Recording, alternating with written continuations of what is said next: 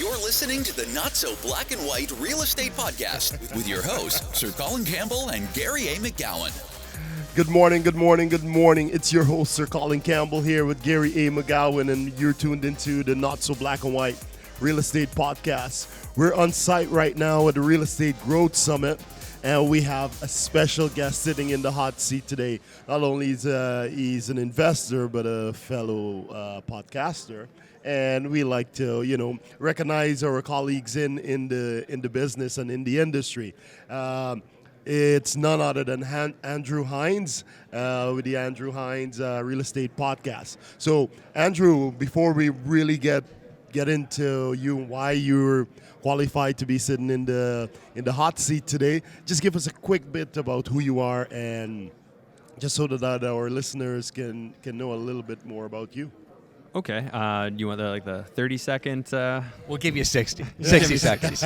Okay. So I went to business school. The short story. Business school, graduated 2008. Taught at Western for a couple of years in London, Ontario. Really fell in love with the student rental market down there. Teaching wasn't going to be a long term for me.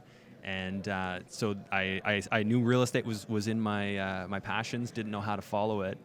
So I found, a mentor of mine, Carmen Campanero, ended up working for her for many years under her as a mortgage agent. And I was investing and building my portfolio at the same time, got into some attempts at development.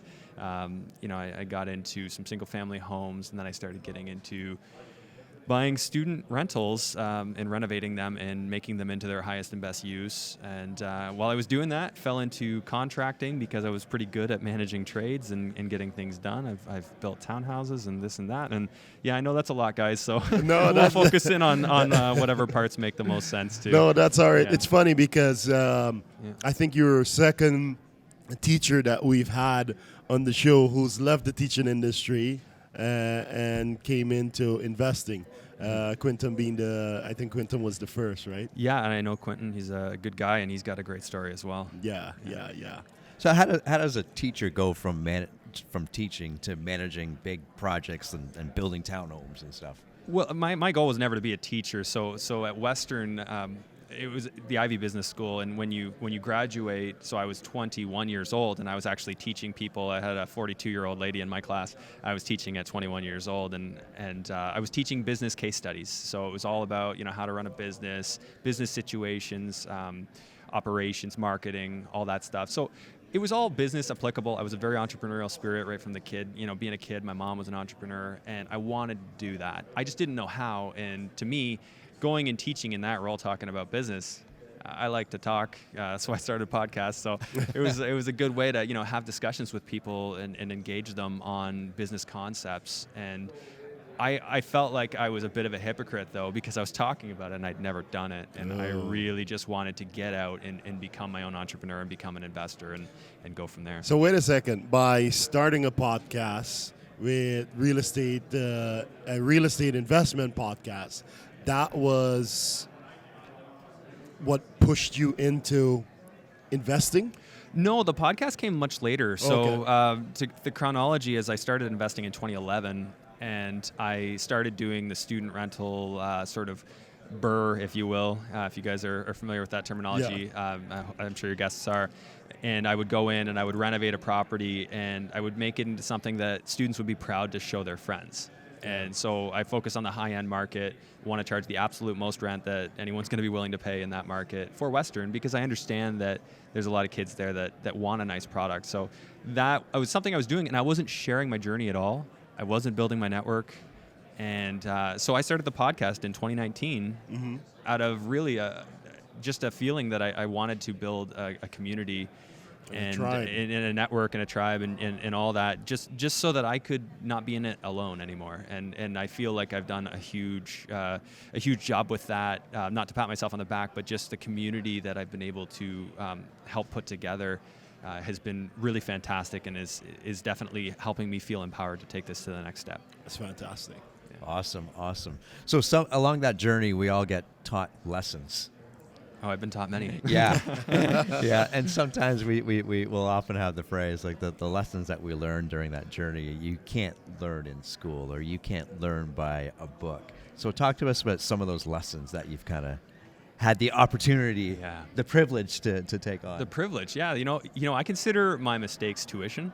Yeah. Tuition in the investing game. And I made the first probably brutal mistake I made was investing in Youngstown, Ohio in 2012. And I borrowed some money on a line of credit, bought a couple of properties for like, 12, 15,000. 12,000. Yeah, I remember those. And I renovated them, and I was in for like, I don't know, I think on the one it was, by the time the dust had settled on the one, it was like 40 grand in, and it got destroyed. I was at a complete loss on that one, actually. So I learned that, you can't just trust people by default. Yeah. When somebody says, yeah, like we got somebody in to renovate or we got a tenant, like my property manager took my rental income, took the money I gave him to renovate, and he lived off of it. And he let my place get destroyed. And I was 6 hours We must have away. had the same property manager. Yeah. I've run into that too. Although he was not in Ohio. But yeah, similar. It's the same story in a lot of different places. So you know what? That actually made me into a fantastic contractor. Again, not trying to pat myself on the back, but fantastic compared to what I would have been. Yeah. Because I never trust as a default, and I know that might sound bad, but when you start a new relationship, I always take the very careful path. Like somebody wants a deposit, I'm like, no, sorry, I can't do that, and here's why, but here's what we could do. And we work out milestones. I'm a very reasonable guy. I work with all my trades, and I treat them like gold.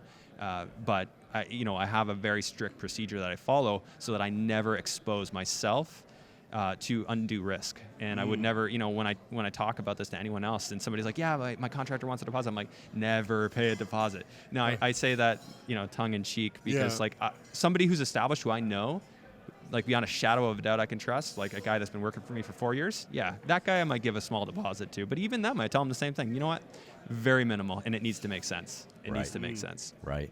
So some of the projects, talk to us a little bit about managing a project like the size of what you've been doing, building townhomes or big additions and so forth. Like you just can't you have to plan your way through it. Yeah. So talk to us about that. Well, I started with just watching other people doing it. I'm like, well, if they can do it, I can do it. I've usually had that attitude with things. If somebody else can do it, I just got to get close enough, copy everything they do, and then I'll have it. And that's the model I've used to grow in my business. And so I'd find out who's their designer. I'd ask around.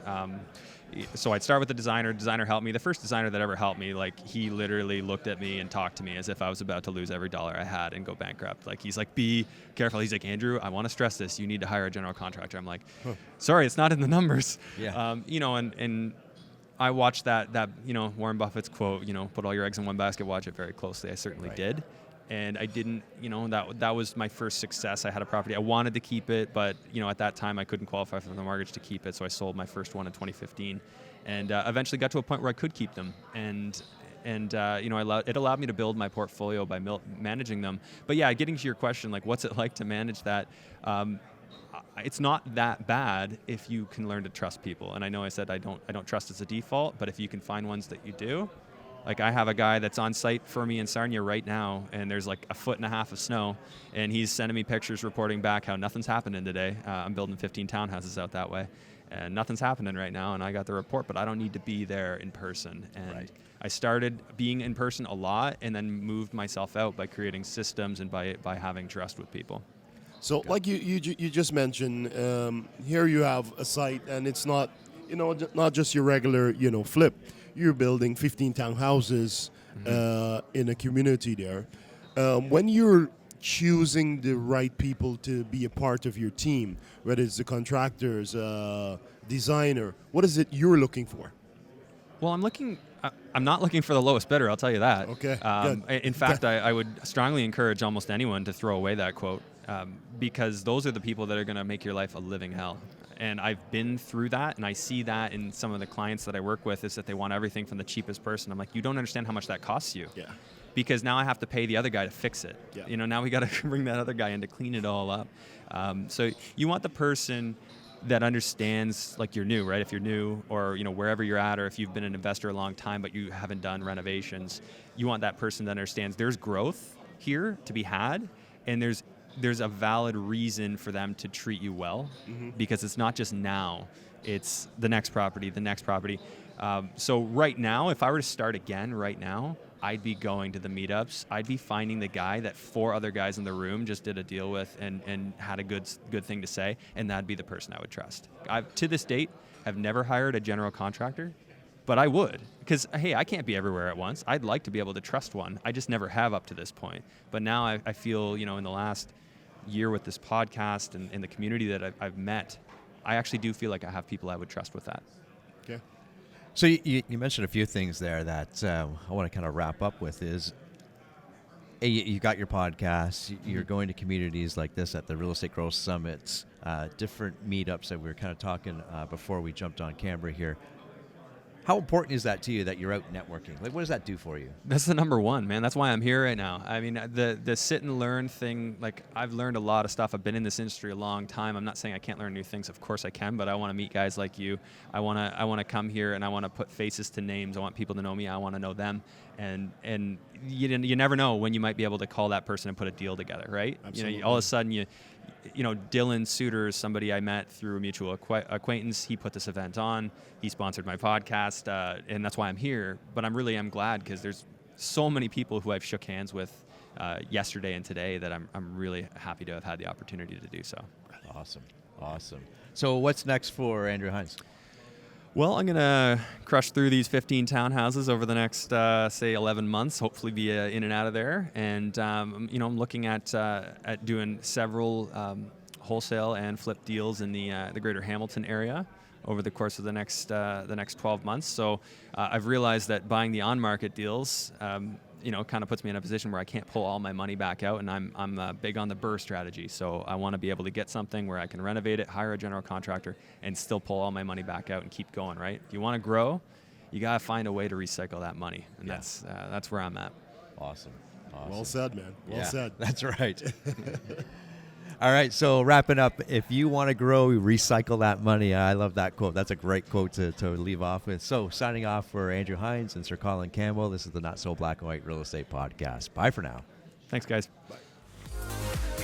We hope you enjoyed this episode. Make sure to click the subscribe button so new episodes will automatically be downloaded to your device. Please help us reach more people by leaving a rating and a review on your podcast player of choice.